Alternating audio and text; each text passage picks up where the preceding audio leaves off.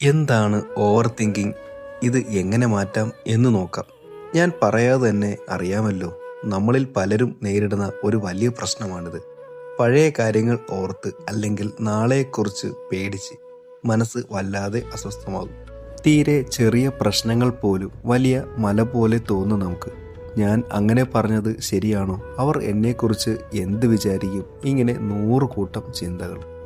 ഇതെല്ലാം നമ്മളെ വളരെ നല്ല രീതിയിൽ തളർത്തും. പക്ഷേ കൂട്ടുകാരെ, ഇതിന് ലളിതമായ 1-2 പരിഹാരമുണ്ട്.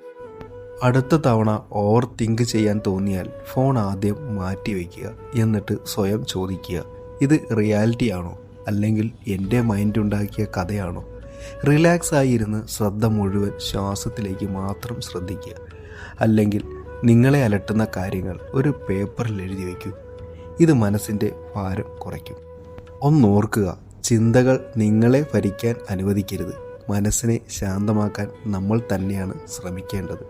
ബൈ ഹരീഷ്.